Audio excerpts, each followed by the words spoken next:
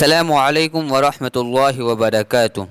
ناظرین، آپ دیکھ رہے پبلک نیوز لائیو میں آپ کا میزبان مولوی مجاہد۔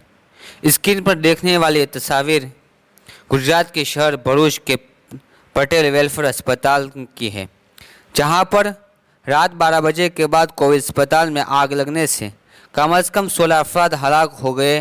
یہ حادثہ بھروچ کے پٹیل ویلفیئر اسپتال میں رات 12:30 بجے پیش آیا۔